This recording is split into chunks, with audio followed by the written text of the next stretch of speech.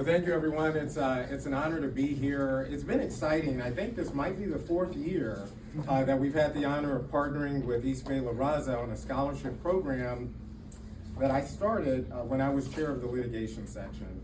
And for me, it was really important to provide resources for the next generation of legal professionals so that they would have what they needed to be able to take the bar exam, get through that process, and join the legal profession. When I was a law student, I didn't come from a wealthy family. I did not have a big firm job lined up.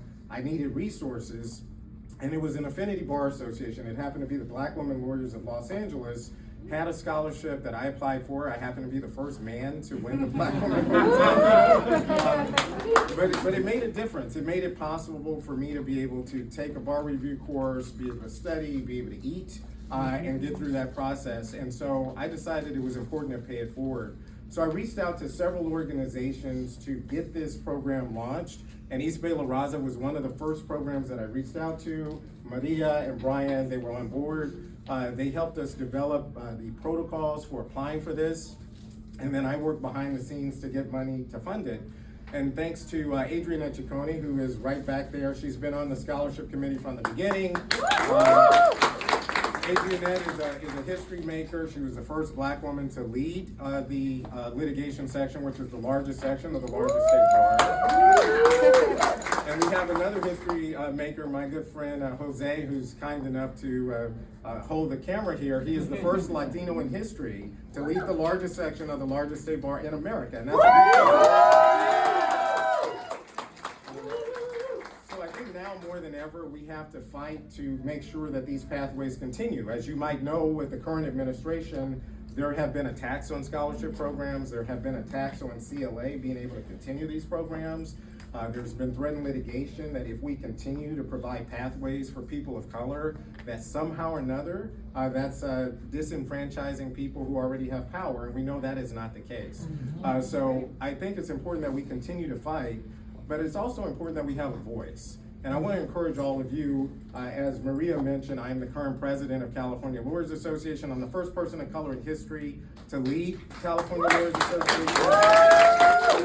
And I think it's important that we have a pathway, and there is a pathway that I want all of us to take advantage of. So March the 30th is the deadline to apply to be on the executive board of the various 18 sections that run California Lawyers Association. These sections control $1 million budgets. So while we have litigation section, which is only one of 18 that uses part of its budget to fund the scholarship, we have 17 other sections that could participate, but we need people on there to vote to use the funds for that purpose. And I know that there are incredible lawyers here in all different practice areas, from criminal law to IP to employment law to privacy, who would be incredible leaders on these sections. It doesn't take that much time out of your day, but you have the power to control how these resources of your state bar association are spent. So I want to encourage all of you to apply to be on the executive committees of these sections, because for so long, people who look like us have not been part of that decision-making process. And we can increase the $10,000 that litigation section is providing to $50,000, $60,000. But I need people on those committees to vote to use the resources in that way. So I want to encourage you to do that. There are also opportunities to be on very powerful committees that advise the legislature, advise the governor's office on the procedural rules, on the state bar exam, on which amicus briefs the state will be behind. And I want all of you to be part of that process. So if you are interested, and I want you to be interested, I want you to be part of this, I want to show that the Latino community is represented at the highest level in this state, and all of you have everything that it takes. I want you to reach out to me, because we are trying to find people to be part of this. There are also opportunities for webinars where your face can be on our website promoting your practice and your expertise, to be part of our publications, which reach hundreds of thousands of lawyers and every judge in this state. I want to see your faces. I want to see your names to be part of that process. So please reach out to me. I'll help you get through the application process. I'll help you get on these committees, because I want to see East Bay La Raza represented at the highest level of this amazing state. So I want to thank you for the partnership. I want to thank the law students, because you are the future. You are going to be carrying the torch. And then my last thing, I just want to say that we have to fight.